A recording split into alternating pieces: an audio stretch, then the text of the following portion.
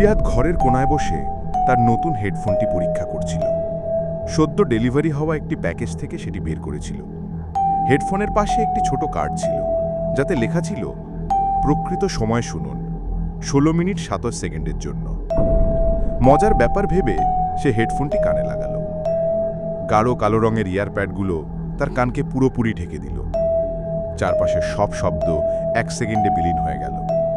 শুধু একটি গভীর নিস্তব্ধ ফিসফিসানি ভেসে আসতে লাগল, যেন অনেক দূর থেকে কেউ কানে কানে কিছু বলছে, কিন্তু শব্দগুলো স্পষ্ট হচ্ছিল না। হঠাৎ একটি পরিষ্কার কর্কশ কণ্ঠস্বর তার মস্তিষ্কের ভিতর সরাসরি বলে উঠল, তোমার বাথরুমের আয়নায় এখনই তাকাও। রিয়াদের গা ছমছম করে উঠল। সে অস্বস্তি বোধ করলেও একটা অদৃশ্য শক্তি তাকে জোর করে ঘাড় ঘুরিয়ে বাথরুমের দিকে তাকাতে বাধ্য করল। বাথরুমের দরজা অর্ধেক খোলা ছিল। অন্ধকার ভিতরে আয়নার দিকে তাকিয়েই তার রক্ত হিম হয়ে গেল। আয়নাতে তার নিজের প্রতিফলন ছিল না।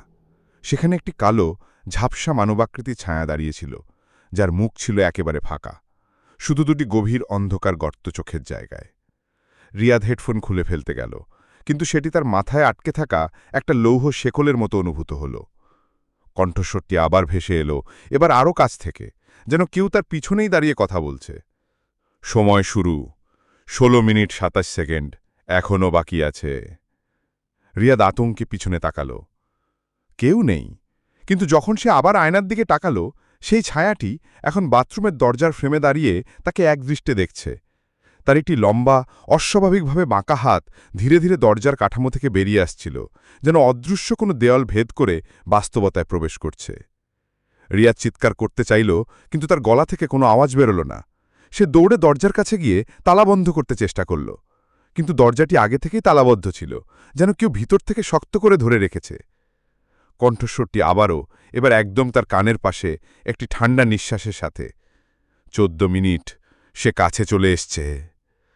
রিয়াদ পিছন ফিরে দেখল, কেউ নেই, কিন্তু যখন সে আবার আয়নার দিকে তাকাল, সেই ছায়াটি এখন বাথরুমের দরজার ফ্রেমে দাঁড়িয়ে তাকে একদৃষ্টে দেখছে। তার একটি লম্বা, অস্বাভাবিকভাবে মাকা হাত ধীরে ধীরে দরজার কাঠামো থেকে বেরিয়ে আসছিল, যেন অদৃশ্য কোনো দেয়াল ভেদ করে বাস্তবতায় প্রবেশ করছে। রিয়াদ চিৎকার করতে চাইল, কিন্তু তার গলা থেকে কোনো আওয়াজ বেরোল না।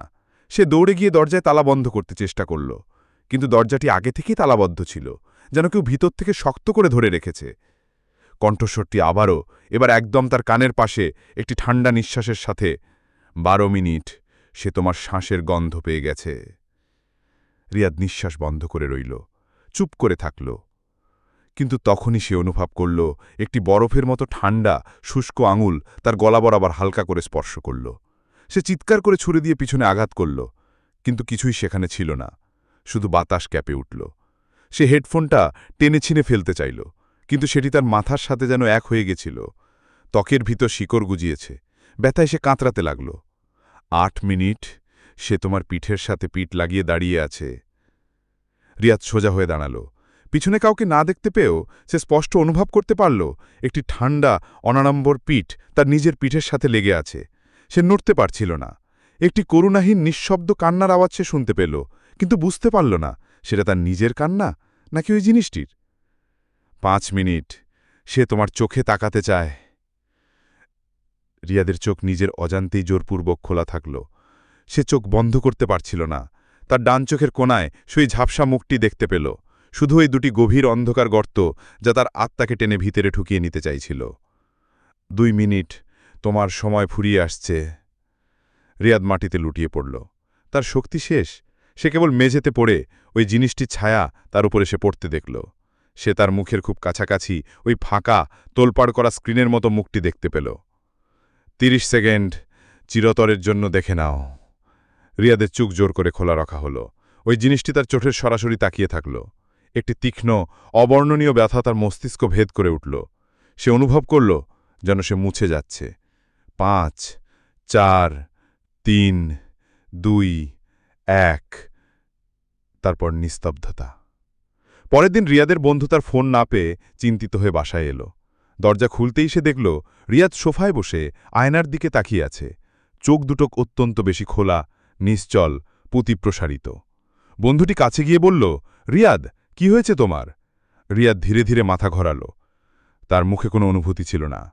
সে একটি পরিচিত কিন্তু সম্পূর্ণ অচেনা কণ্ঠস্বর বলল, যেটা তার নিজের কণ্ঠস্বর নয়, বরং অনেকগুলো কণ্ঠস্বরের মিশ্রণ। ১৬ মিনিট ২৭ সেকেন্ড, সময় ঠিকই ছিল। এখন পরেরটিকে। রিয়াদের হাত থেকে একটি হেডফোন খসে মেঝেতে পড়ল। তার চোখে ওই অন্ধকার ফাঁকা দৃষ্টি এখনও জমে আছে। আর তার বন্ধুর মোবাইলে তখনই একটি নোটিফিকেশন এলো, একটি নতুন প্যাকেজ ডেলিভারির জন্য, প্রাপক তারই নামে।